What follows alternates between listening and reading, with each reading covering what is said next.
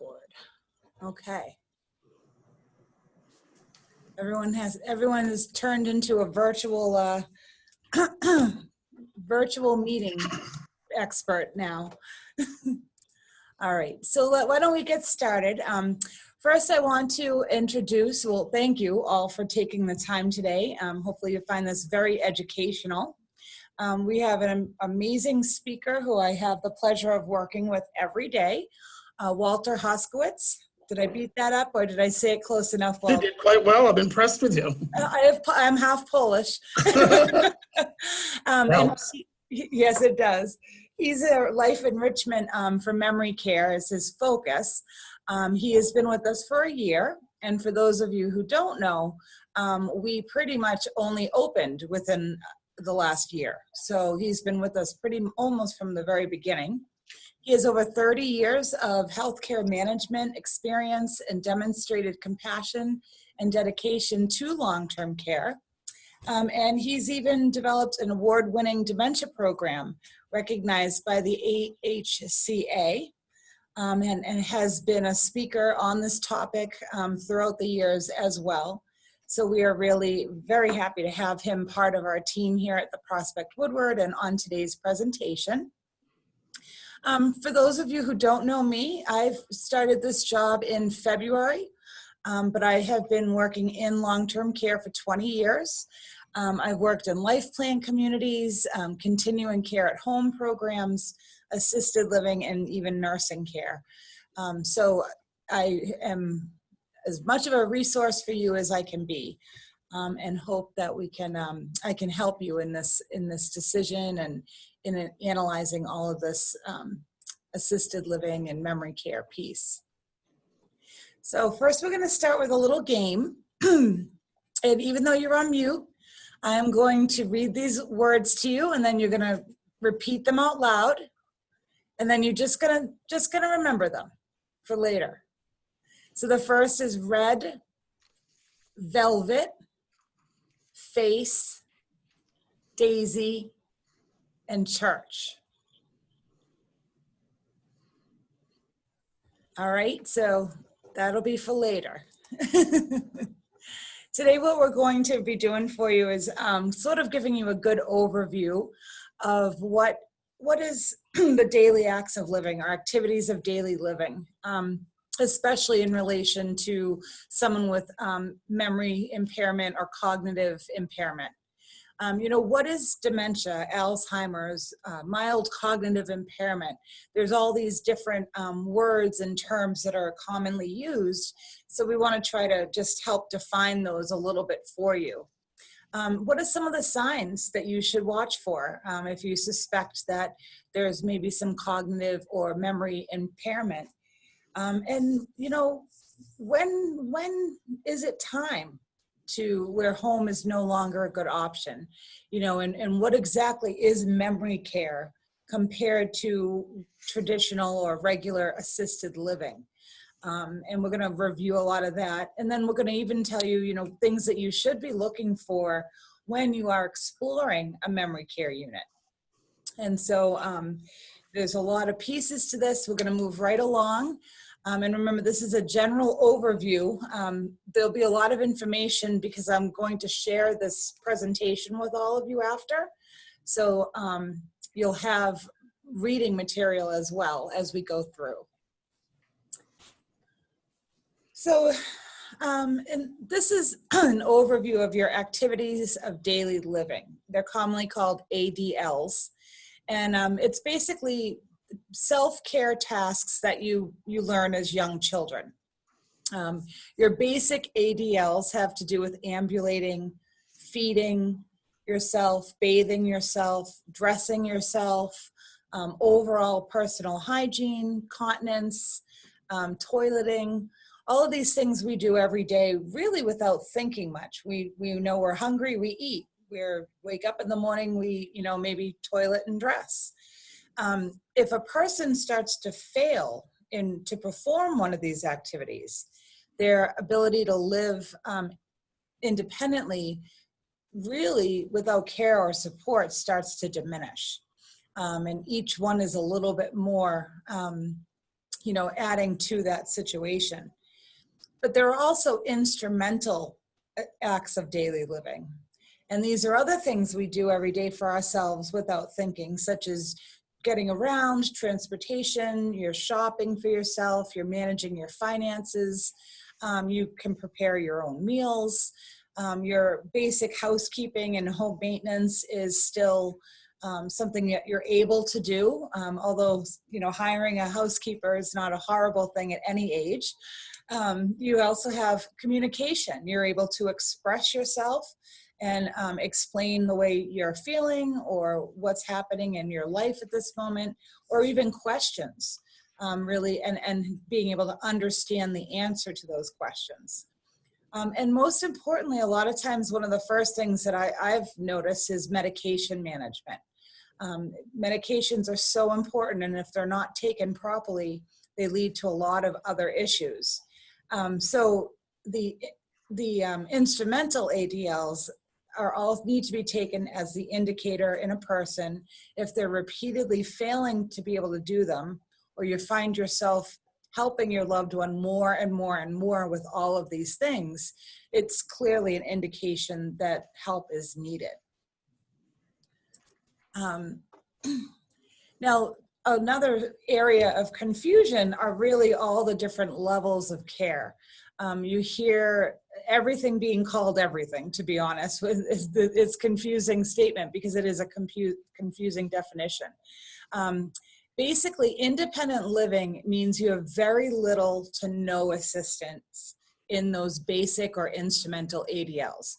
You shop for yourself, you get around, you take your medication, you bathe and dress, no problems with any of those types of things.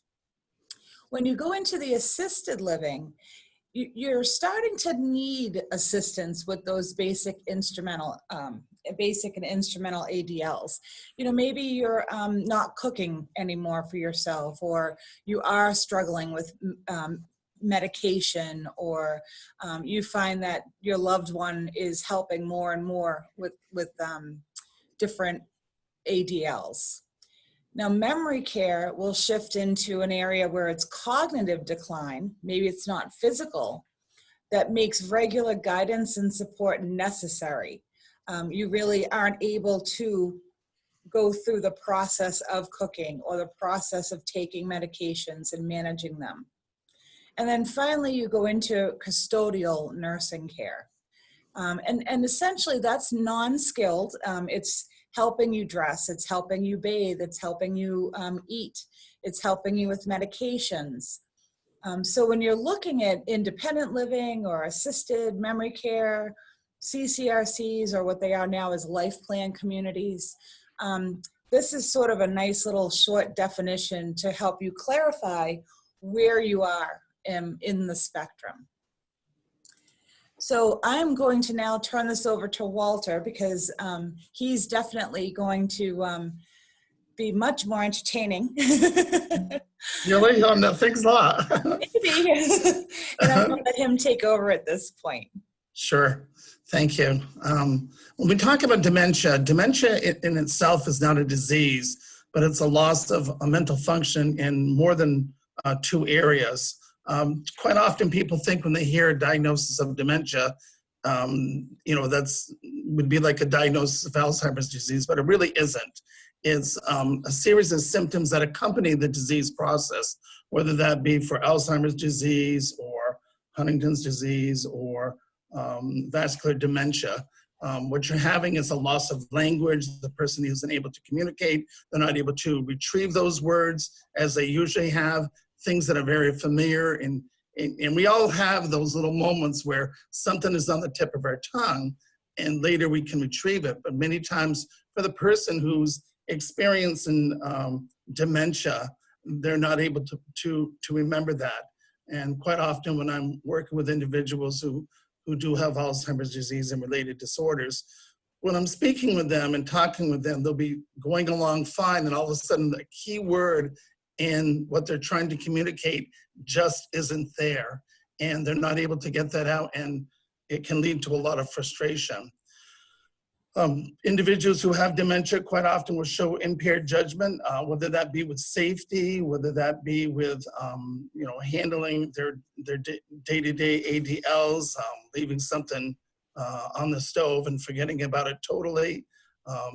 There's a definite loss of memory. Quite often, the memory loss that you're going to see for individuals who have Alzheimer's disease and related disorders is that short-term memory is one of the first areas that is affected. And when that's affected, you'll be talking to someone and you'll just haven't told them that you're doing X, Y, and Z, and they'll say, "What are you doing today?" And you tell them again, and they'll say, "What are you doing today?" And that ability to hold on to that information is gone. And we'll talk about that and the disease process with Alzheimer's and why that happens so early in the process of the disease. Spatial abilities, their ability to get around safely, their judgment, visual abilities. I think of an individual who we have here right now who quite often will look outside and sees a large rock. And when she sees that rock, in her mind, she thinks it's a bear. And she'll tell you there's a bear outside my window and it's a large rock, but that is how she's interpreting it. And she has been concerned about that. And when we have told her that it's a rock, you have to remember that for them, that's the reality. That is what they're seeing. That is what they believe is true. And it can be very frustrating for them when they think they're communicating to you and you're not listening to them. And there's two types of dementias. There is reversible and there is non-reversible, irreversible. Reversible dementias are the doctor, quite often when you go in for an assessment and you're working with the doctor can't really truly tell you 100% that you have Alzheimer's disease. And it's really a diagnosis that comes from ruling out all other possibilities. And quite often when he puts you through a series of tests, what he's looking for is to see that you don't have a reversible dementia. Is there a possibility of a brain tumor that is happening that is affecting your judgment or your vision or your memory? Is there an issue with depression that you're suffering from that's contributing to your cognitive decline? Head trauma. Quite often individuals who have head trauma, and we've seen that with football players where they'll have some cognitive decline or processing issues, is because of brain bleeds that may be happening and causing damage within the brain. An infection, is there an infection going on? This is probably when you talk to nurses in healthcare, they'll tell you one of the first things they look for when they see increased confusion happening is the individual have a bladder infection. Is this something that can be taken care of by an antibiotic?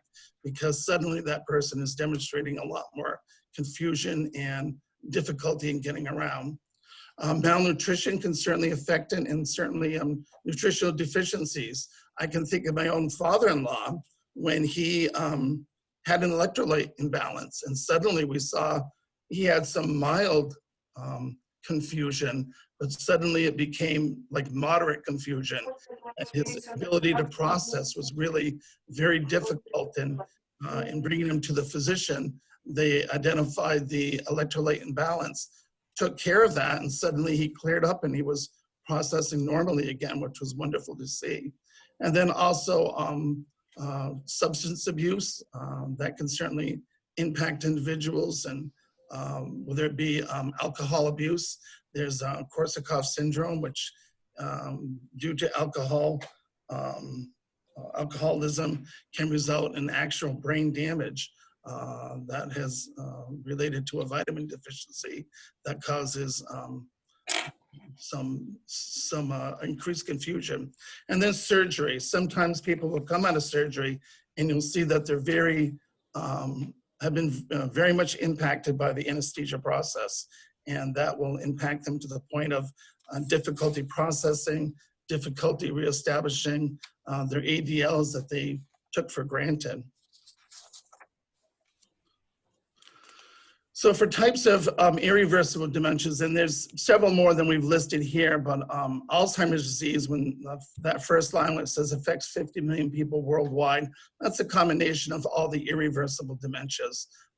but it shows you how prevalent irreversible dementias are worldwide.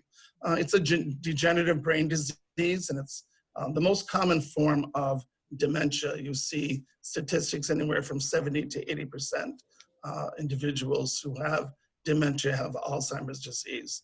It affects their memory, it affects their thinking, it affects their behavior, it affects the way that they're processing things, and affects the way that they indeed are taking in that information and being able to communicate back to you or understand what is going on around them. Symptoms can grow severe enough so that it interferes with the daily tasks, those ADLs that you talked about: bathing, dressing, toileting, eating, managing their medications. And then the physical changes within the brain are characterized by plaques and tangles that are happening. And so there really is literally brain destruction that is happening. Your plaques is a buildup of plaques and tangles from the neurotransmitters that are happening within the brain, and it impacts the ability of one nerve to talk to another nerve, and there's a synapse that happens there, and those plaques and tangles interrupt that process of this brain cell being able to communicate to the next brain cell. Initially, because it is a process of where individuals are indeed, it's a slow progressive disease. So initially, sometimes they can reroute that information, but as the disease process continues, and depending on the amount of destruction, it gets more and more difficult for the brain cells to communicate to one another. There's vascular dementia, which is the second most common cause of dementia. There is it's a decline in thinking skills, which is due to a reduced blood flow to various regions of the brain. That reduced blood flow actually can kill brain cells. And quite often you'll see that for individuals who've had a stroke, but also you may see in individuals who've had what's called pin strokes, multiple pin strokes, tiny little strokes that are happening within the brain that accumulate over a period of time, which then begins to impact them more and more, causing greater dementia with the individuals. It's characterized by confusion, obviously disorientation, trouble speaking, poor balance, impaired judgment, and planning. There's Lewy body dementia, which is a progressive dementia that leads to decline in thinking, reasoning, and independent functioning. What is happening there with Lewy body is there's abnormal structures that are happening throughout the brain cells. What characterizes it a little bit different is there is kind of movement, spastic movements, hallucinations. Sometimes you'll see the person as rigid. They'll have stoop posture, shuffling gait, and balance issues. And yes, sometimes even Parkinson's disease can lead to dementia happening with individuals. For frontal temporal dementia, progressive dementia, from the onset of diagnosis, 2 to 12 years, that individual may die from frontal temporal dementia. There's communication difficulties, but the inability to determine right from wrong is really where you see that frontal temporal dementia happening. They lack that total awareness of any decline in mental functioning, and they'll see personality changes. I'm thinking of an individual who I had in one of my memory care units who came in very young. He was in his 50s, and his high school children were placing him within the facility, which was a very sad day for all. Everybody was crying, the kids are crying, he's crying, and he's just saying, please, please, I'll be good, just let me go home. He, you know, that what was happening for him is he was, they described him as a guy who was very friendly with everybody. He would talk to anybody. He was the kind of guy who would go in for a pack of cigarettes and come out a half an hour later because he talked with everybody. And he suddenly became kind of aggressive, kind of agitated, and he was very suspicious of others, to the point where he started accusing all of his friends of having affairs with his wife, which led to him being socially isolated because everybody said, well, to heck with you, I'm not going to talk with you again, because you're accusing me of this when they didn't really recognize that indeed he had a frontotemporal disease that was causing degenerative destruction within the brain and resulting in a total personality change. There's Creutzfeldt-Jakob disease, the mad cow's disease, as sometimes it's referred to. It's a fatal brain disorder that can occur within 2 to 18 months. It is characterized by a fast, rapid disease process. It can be from eating contaminated cow or exposure to fertilizers that may have contaminated bone meal in them. With Huntington disease, what characterizes that as an irreversible dementia, it is hereditary. It affects the nervous system and affects younger people from ages 30 to 40. Huntington's disease is a 50-50 chance that they can pass that on to their children. And then Pick's disease, which is less common dementia, and it's a progressive disease as well. So when we talk about the brain functioning, we talk about different areas of the brain. There's different parts of the brain that control aspects of what we're able to do. So in the temporal lobe, there'll be facial recognition, language comprehension, speech, memory, auditory perception, emotional responses, and visual perception.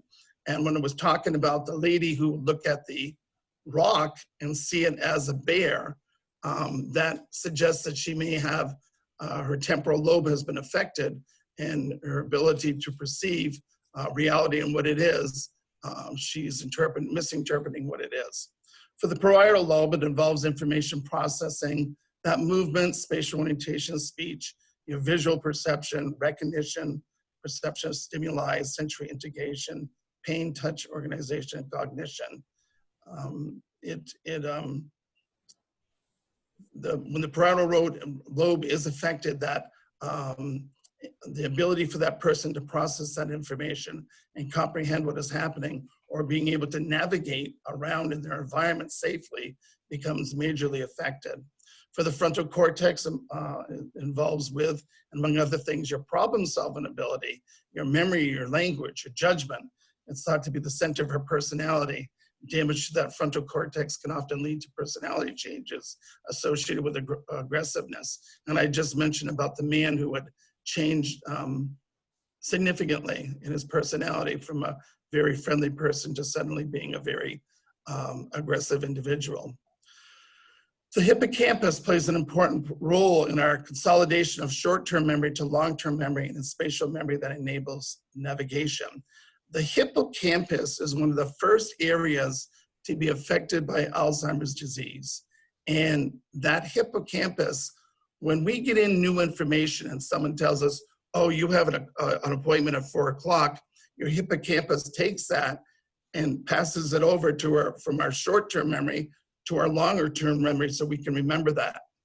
When that hippocampus is affected by the disease process, suddenly that ability for the hippocampus to bring in that information, to store it, to pass it along, is totally affected. And this is why you begin to see changes in individuals who are indeed not able to remember what you just told them 1 minute ago, 5 minutes ago, 10 minutes ago, 15 minutes ago. And it can be very frustrating for everybody. And so if you understand how the disease affects that hippocampus, which destroys your ability to retain that short-term information, then you begin to understand why they're not able to hold on to that information, because that part of the brain has been destroyed. And part of what we work at teaching individuals is to understand that, realize that, recognize that, and accept that the ability to remember that information is gone. And when you get to that point and you can accept it, it becomes really less frustrating for everybody to understand that no matter how much they concentrate, no matter how many times you tell them, they're not going to be able to remember. So that's where the visual cues and writing of notes or a card can help you, and just kind of pointing that out and referring them to that. And the cingulate gyrus, that forms a major part of the limbic system, which has functions of emotions and behavior. You know, you may have individuals who go from being very happy to being very sad to crying, and their ability to kind of control and regulate those emotions is not there. So you can see where the hippocampus is there toward the center. If you look over to the right, yeah, the attention, planning, decision-making in the front, movement, memory processing. It's just showing you where different areas are affected. And one of your last areas to be affected is with the brain stem, the heart rate, and the breathing. One of the things that I point out in a class that I teach here for Alzheimer's disease, a healthy brain weighs about 3 pounds is what a healthy brain weighs. You'll see the cerebral cortex there, which is responsible for language and information processing. You've got a healthy hippocampus on the left, which is critical information for new memories. When Alzheimer's disease begins to affect individuals, you have brain cells that are being destroyed, and there is major shrinkage that is happening within the brain. They've done studies where they've weighed an individual's brain during autopsy, and from that healthy 3-pound brain, it can be as small as a pound. That's 2/3 of the brain has been destroyed. So the cortex shrivels up, there's damaged areas involved in thinking, planning, and remembering. You have the ventricles there, which are filled with cerebral spinal fluid that grow larger. And then your hippocampus, which we said is responsible for the formation of new memories, that shrinks severely. And when you see how much damage can happen with the brain, you begin to understand, my goodness, why would you expect any type of normal behavior to be happening? Why wouldn't you expect them to have problems of memory, problems with processing, problems with being able to navigate and get around? That, you know, it's a horrible disease, which is caused by major destruction of brain cells. And when you see that visually, it's just kind of, for me, it certainly, it made me realize, my goodness, I'm so amazed at what abilities they do retain and can maintain for as long as they can.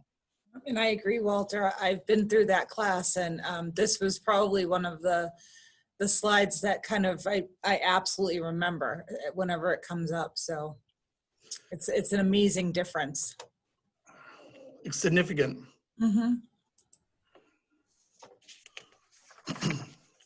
So we're going to go through some of the stages. There are all kinds of scales out there for staging Alzheimer's disease, but we're going to use kind of a general one, which talks about mild cognitive impairment.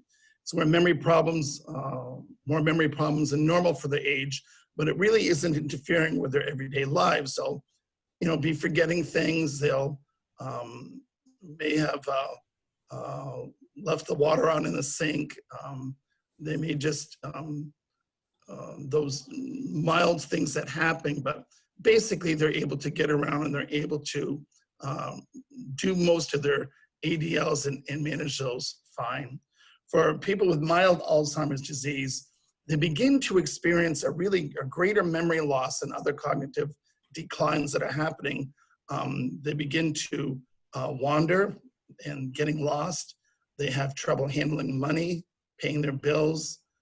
They'll repeat questions over and over again. And again, we go back to the hippocampus, which stores that immediate memory. You just told them that, but they can't retain it.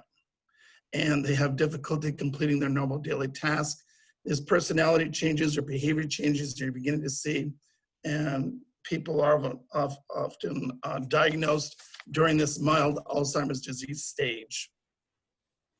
It's where family members really recognize that something more is going on here, and we really need to take them in for a workup. We need to take them to the physician who will do an assessment and may refer them to a neuropsychologist or a neurophysician. For individuals with moderate Alzheimer's disease, the damage is occurring in areas of the brain that control your language, your reasoning ability, your sensory processing, and conscious thought. That memory loss and confusion is growing much worse.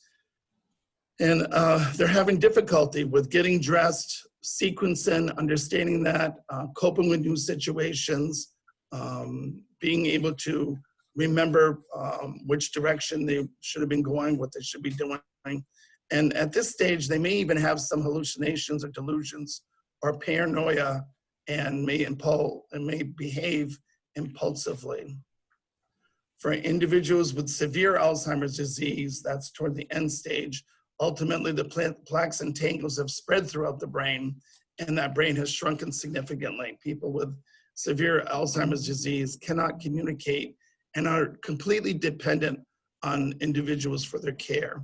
So when we talk about Alzheimer's disease, understanding and recognizing that it's a progressive disease that's going to continue based upon how much damage is happening within the brain and how much they're able to process. No two people are affected exactly alike. Each individual, depending on which part of the brain is being affected by those plaques and tangles, will have different problems with processing and managing.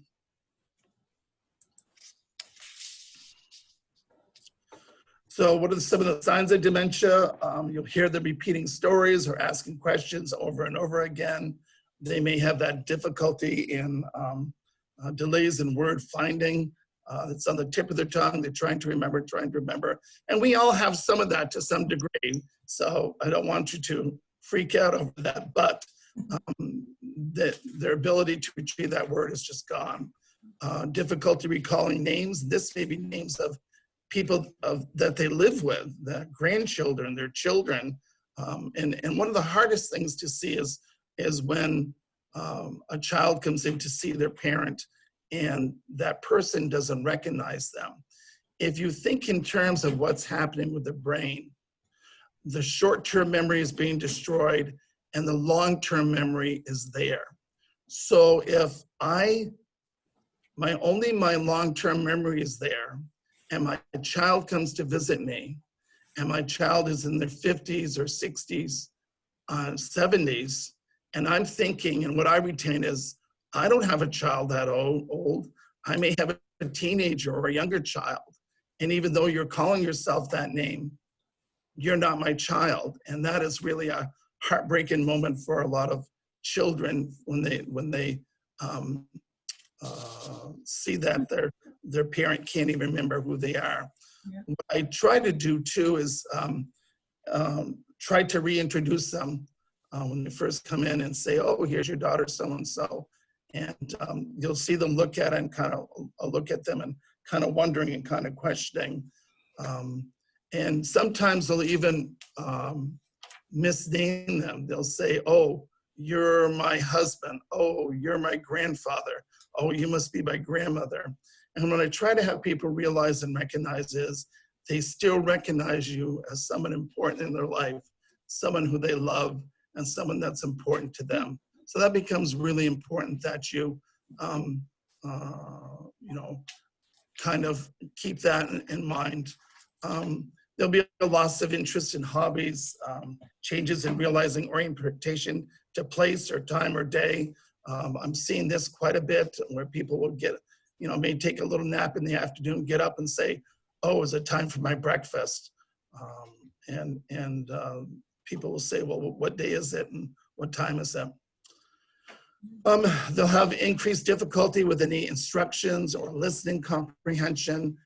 They are easily distracted. They may be, if there's a lot of commotion in the area, many times what you see for people when, we'll say during the holidays, and you bring them to an environment that they're not familiar with, that becomes sort of overwhelming for them because suddenly I don't understand this environment. I don't recognize it. It's not my home. I'm not comfortable here. there's a lot of commotion that's happening with people talking, and it just can be overstimulating for them. Safety issues begin to develop of leaving the stove on or burning food, spoiled food, and lack of proper nutrition, not recognizing loved ones or friends, difficulty taking medication, just changes that are happening with their overall appearance, really not taking care of themselves or being concerned with that. I remember talking with one family member who said, it took me a while to catch on to my mother was having difficulties, because I'd call her up and I'd say, "Hi, Mom, how you doing?" She'd say, "Fine, fine, fine, I'm doing great." She said, "What'd you have tonight for supper? Chicken?" He said, "Oh, that sounds good. You like chicken a lot." "Yes, I do."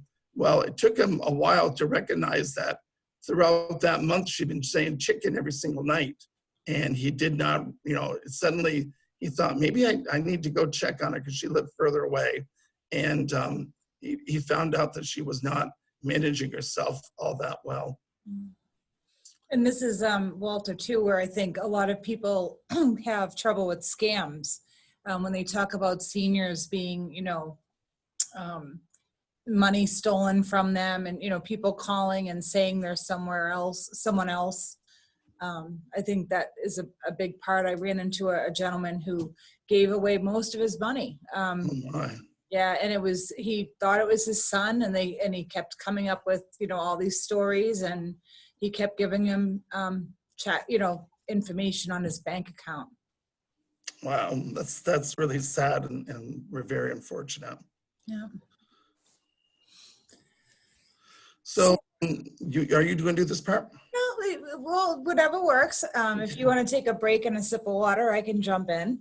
Okay, go ahead. All right. One of the hardest things that I find through the years is where to start a conversation.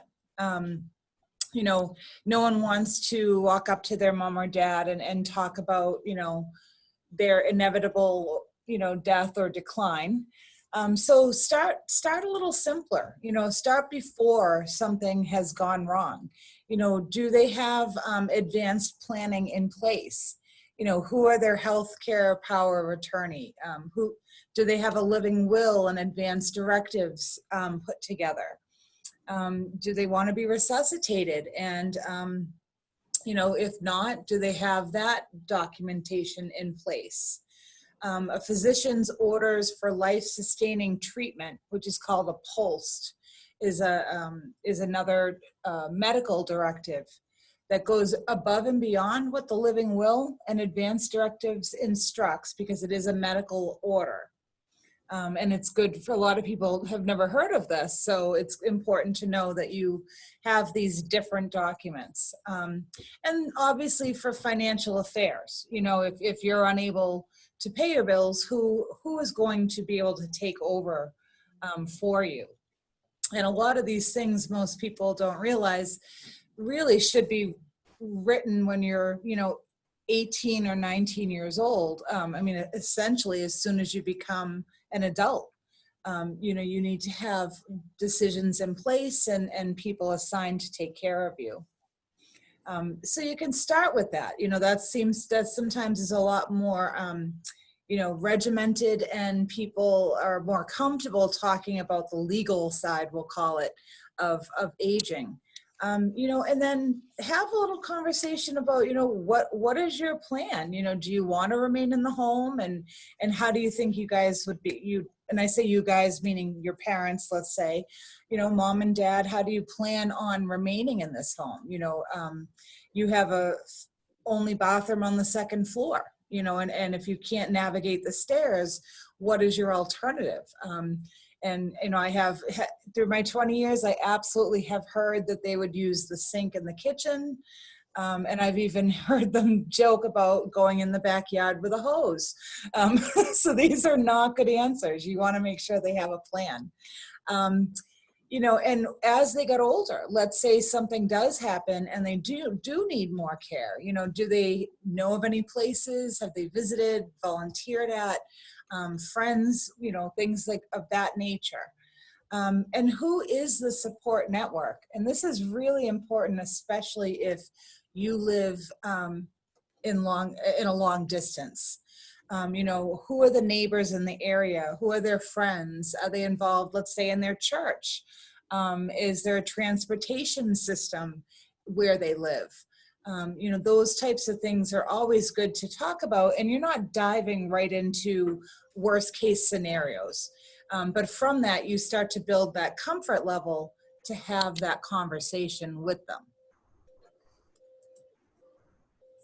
Now, I don't know if Walter, if you want to jump in on this. I found this very interesting, where the diagnosis of Alzheimer's or really any of your dementia, you know, or the diseases come from. So yeah, you have the physician who's going to do a thorough review of the family history just to see if there are other individuals that have been affected by Alzheimer's disease or related disorders. Do a thorough medication review to see if there is an issue with too much medication for the individual that may be causing increased confusion and disorientation. And they'll obviously do a physical exam just to see how the person is physically, whether they're, you know, what their strength is and their ability to manage themselves. They do a blood count test, and the blood test will look to see is there possibly an infection that is happening within them that they can treat. CAT scans and MRIs are other possibilities. They, not necessarily one, but if you have several over a period of time, it can show changes that are happening within the body. A neuropsych exam performed by a neurologist. Many times a physician might start off with doing the exam and then refer them to a neurologist for an even more thorough neurological exam. The physician neurologist will do a cognitive assessment on them, and there's several different kinds of screenings or exams that they can do on them. It just depends on that neurologist preference. They may use one or several exams just to kind of pinpoint what they think is going on with the individual and be able to come up with their best assessment for what is happening currently. These are some examples of some of the things that they ask individuals to do. They may use a little box that's there. They may ask them to draw that just to see if there's a visual spatial issue that's happening. What is their sequence and ability over there on the left, being able to go from 1A, 2B, 3C, and so on and so forth. And then down below there with the animals, looking to see if they're able to recognize what those are and identify them, and if they're going to have any kind of difficulty in being able to state what those animals are. You'll always see this clock being done down below because it's a real indication of what's going on with the individual. They'll ask them, you know, show me, draw a clock with 10 past 11. And then, you know, the person's able to do that. The other person who has a clock may not be able to remember or process or being able to do it correctly. And then there's this one's called a slums examination, where they'll ask a variety of questions to come up with different assessments. What day of the week is it? What time of year? What state are we in? I can remember my father-in-law had gone for a exam with a neurologist, and he was so mad because they had just moved to Massachusetts from New Hampshire, and they said, "What's the name of the governor?" And he couldn't remember the name of the governor, but he knew New Hampshire because he'd lived all his life in New Hampshire, but didn't remember the name of the governor in Massachusetts, and was very upset that he got that wrong. Yes, yeah. Or if for those of you looking at the animals, that is not a hippo. That's rhino. It is a rhino. So now here comes your test, everybody. I'm going to unmute all of you, and we'll see. Let's see if I can do this, and we'll see how many of these animals or those words you remember. So can anybody tell me what any of the words were? Red, velvet, Daisy, Faith, and I think the last one was Church, not sure. I am so impressed with you. Wow, yes, it was. That's It was awesome. Red, Good for you. Velvet, Not in the right order though, right? I think and in order. Face, Daisy, and Church. So very good. So that actually is an example of one of the tests for a Montreal cognitive exam, for example. They would give you these words, they would have you take the rest of the test, and then have you refer back to those words, because your brain is now in a different area than where it was before. And so you have to be able to switch back to that. So excellent job. Also remember, that's retrieval of new information that was given to you. Your ability was there to hold on to that information, to retain that information, and then being able to recall that information. Yeah. When you have people whose hippocampus has been affected, that new information is not going to be stored there. They're not going to have the ability to do that. That's right. That's right. So one thing that Walter and I will agree on wholeheartedly through our years of experience is that knowledge is power. You have to be proactive. Collect, your loved one is, especially in a memory or cognitive situation, they're not going to be able to do this research on their own. So it's really important that you have the information on what's local, their home health agencies, assisted living, memory care, even nursing home options. Right now in the world of COVID, we're not doing live tours. So you want to, ask about virtual tours, do as much research as you can, get brochures, talk to friends and neighbors. Most of your friends are probably around your age, which means that their parents and loved ones are the same ages as yours are.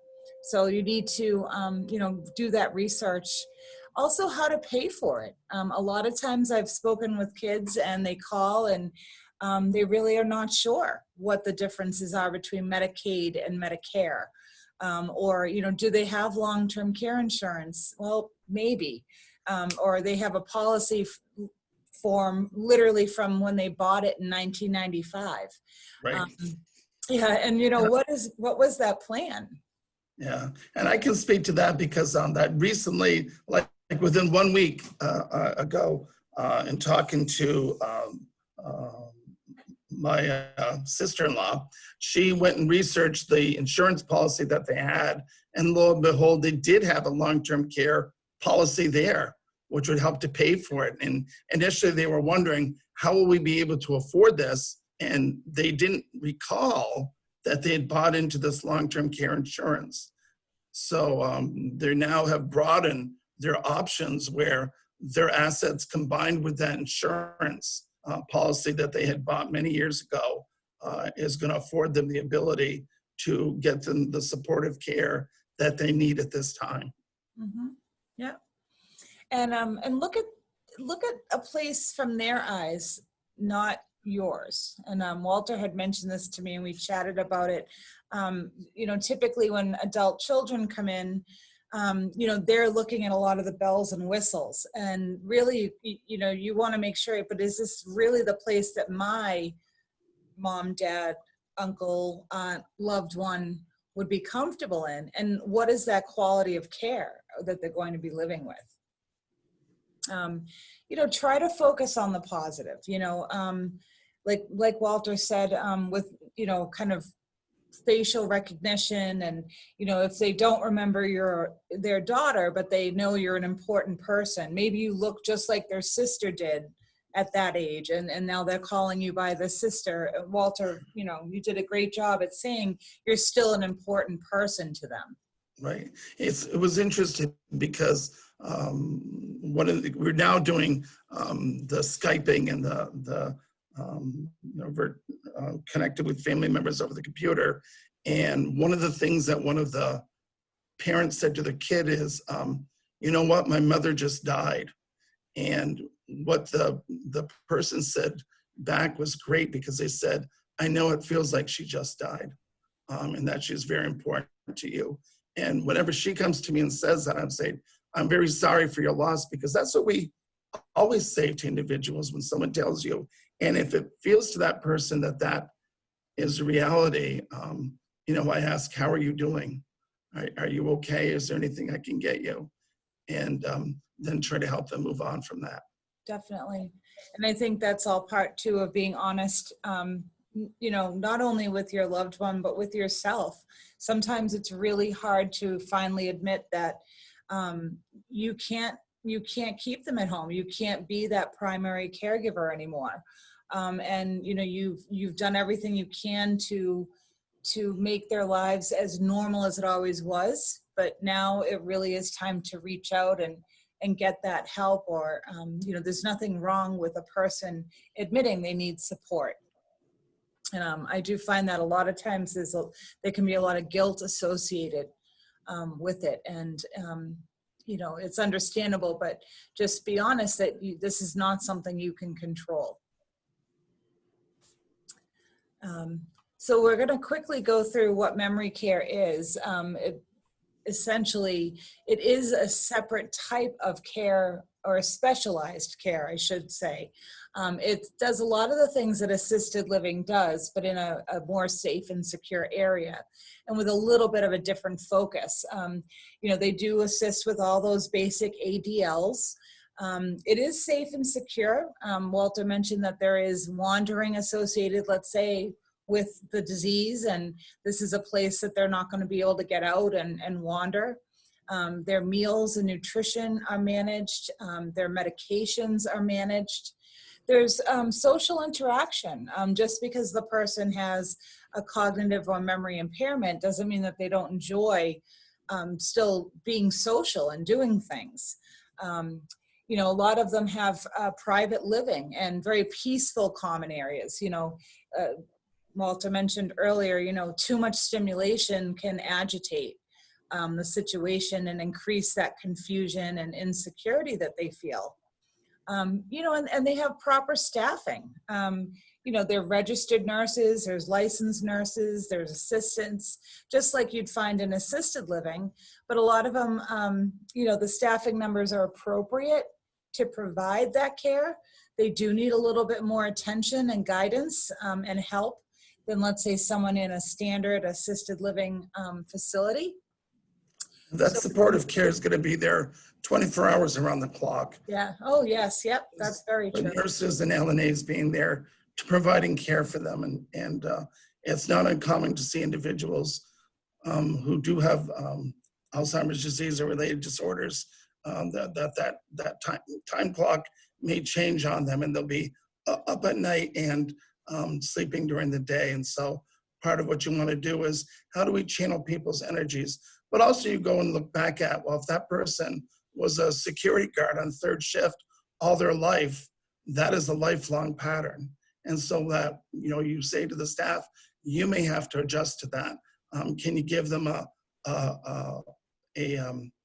flashlight and ask them to do a few checks with you, and you walk around with them and, okay, you've done your job, everything's okay. Why don't you take a break right now? Yeah, very good point. My dad was an overnight. So, and you want to look for things in a memory care unit, obviously, that are, clean.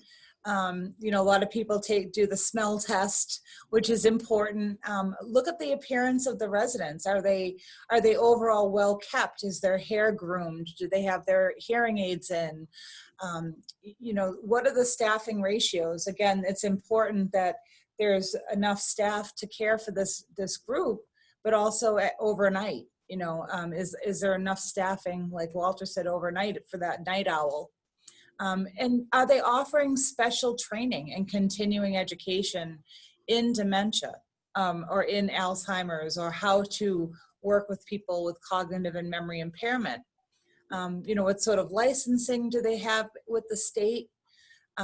Next week, one of the things we'll talk about will be the specialized life enrichment opportunities that Walter is in charge of doing here, and that it really, there are certain life enrichment or activities that go over better, would you say, Walter? Or yeah, well, part of it is, we'll be talking about this later, but you want to make sure that you're you're fine tuning the activities to the specific person's interest. And I can think of a couple of people who've read the paper daily, and getting that daily paper to read and sit down and go from one end to the other becomes very important. But for another individual, it may be, I've always enjoyed my magazines, and I'm thinking of a new lady we have that enjoys reading Vogue. I didn't have a Vogue magazine there, but I do now, so that she can enjoy reading what has always been important to her. And when you look at her, she's very fashionable, she's very young appearing, and it obviously is just part of her culture and growing up and always looking and presenting yourself your very best. Yeah, absolutely. You know, a lot of, you know, talk to the residents. I always suggest that. Probably not with memory care as much. Some of them would be able to carry a conversation with you, but also their families are going to be great sources of information. I can't get over wandering, you know, and having a safe place. Sadly, I was speaking with a son the other day who referenced it as jail, and it really isn't jail. We live in New England. If there's 5 feet of snow outside, you do not want your loved one to go walking out the door with no coat or no shoes on. Because again, as we just learned, they don't have that judgment to know. So you really do want to make sure that it's a safe area. Most of them, or a lot of them, should have outdoor areas. Again, you know, these people still like to go outside, you know, and they liked gardening at one point in their lives, and it's important to get fresh air. So are there safe places for them to do that? And do they focus on abilities and capabilities in activities and the overall environment? And Walter, you can even expand on that. Sure. Yeah, because part of what we want to do is we want to promote their independence for as long as possible. So whatever they can do for themselves, they should do for themselves. And I was thinking of the other day when, excuse me, I was working with a group of residents, and typically I'm always there helping them out. And after doing some bingo games and things, I let them pick up all the environment. I didn't have to do it. They were more than capable of doing it for themselves. And they want to be able to help and assist you. And I think that's important for the person's own self-respect and for their own dignity, that you allow them to help out as much as possible, whatever they're comfortable with and whatever they'd like to do. Yeah, absolutely.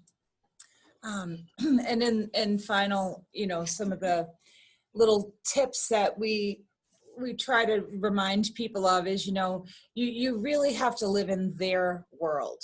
You know, you don't want to argue with them if they feel that you know, it's a bear and not a rock.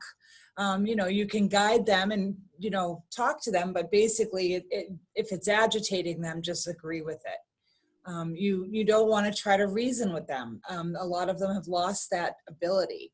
So change, you know, divert them. You know, if you see them doing something dangerous, you know, try to change their mind or divert their attention to something else. I can give a good example of that. I had a lady who was constantly searching for the way out, and, you know, she was always watching people, and she'd trail behind them and try to leave. And whenever I went in onto the memory care unit, and the door opened and she was there, I could tell she was ready to run down that hallway. But what I would do, I would meet and greet her. But if I saw her looking like she was heading out, I go, "Oh my goodness, where have you been? I've been looking for you. I am so happy I found you.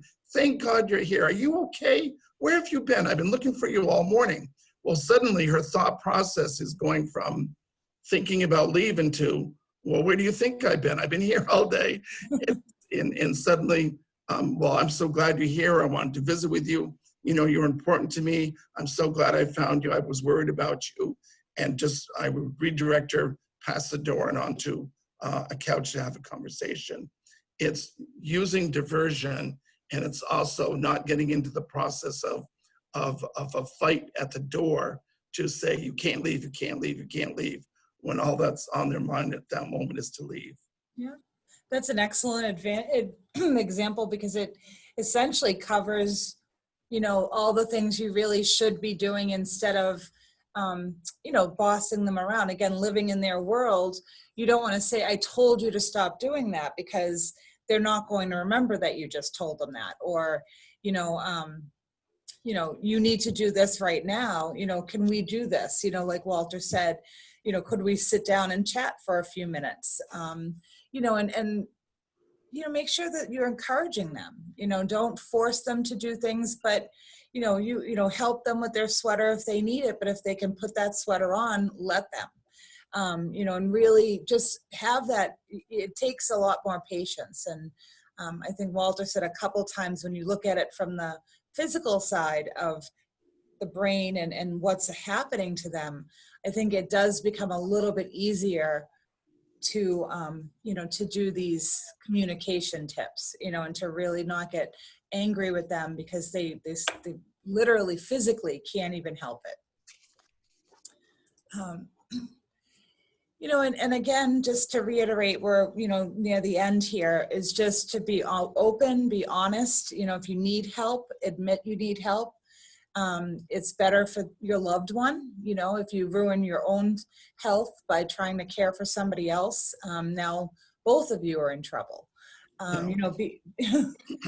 Yeah, there's going to be balance there, and I've seen a lot of situations where the caregiver is working themselves to the bone, trying to do everything and take care of that person, trying to be the end all, and you've got to make sure that you provide a balance, that you have supports, maybe attend a support group, talk to other people who are in the same kind of situation that you're in, and also to be able to just have a break. And that break may be for an hour, for 2 hours, for an afternoon, where you can diffuse and regenerate your batteries, be able to come back and take care of your loved one. If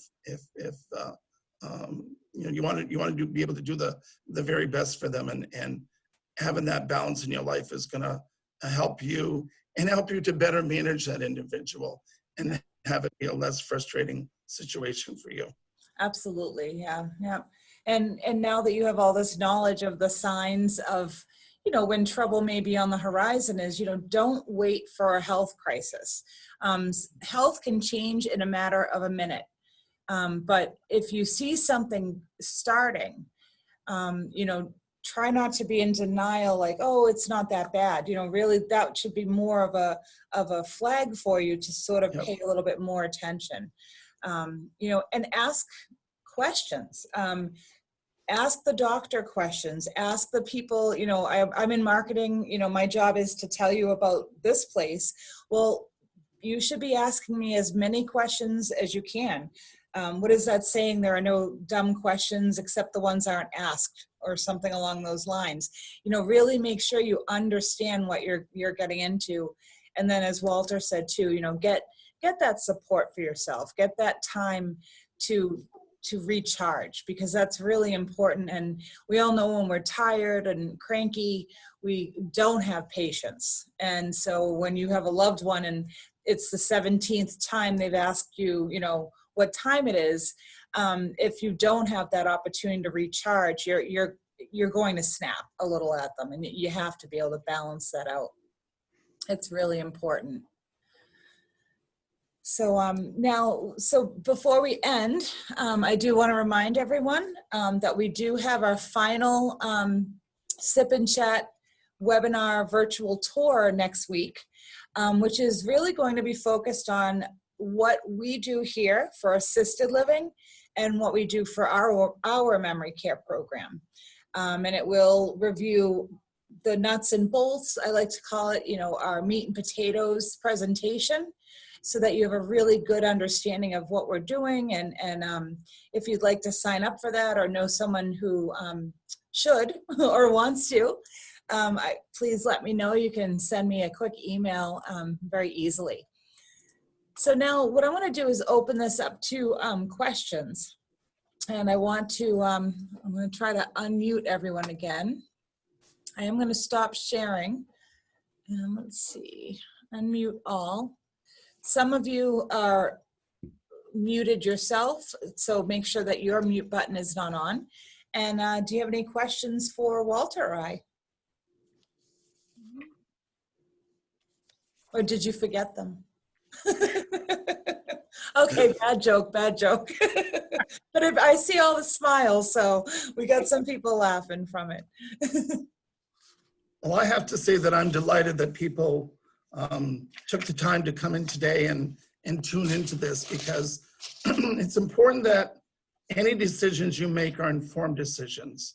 And, you know, your search for the right environment for the right person has to be an informed decision. It's a type of situation where you want to make sure you're full informed, you've talked to the physician, you've talked to care managers, you've gone to see a variety of places, because you're trying to find out what is the best fit. You know, so many times I've been asked, when do you know that it's the right time? And what I say to people, guaranteed, when your health is being affected by taking care of the one that you love and you're becoming compromised, it absolutely is the time, because you will be of no use to that person if you end up in the hospital or you end up in a situation where you're utterly exhausted and you can't do it anymore. So, you know, that's why we talk about the balance and the importance of that. Yeah. Thank you very much for doing this. Of course, thank you all for joining too. Thank you, Walter, for Thank you. excellent education today. I learned even more myself doing it this way. And hope to see many of you at the open house next week. Have a Take great, care, everybody. thank Take you. care now. Bye. Thank you for being here. Okay. All right, bye. Yeah. Bye. Thank you. You're Bye-bye. Thank you. Bye.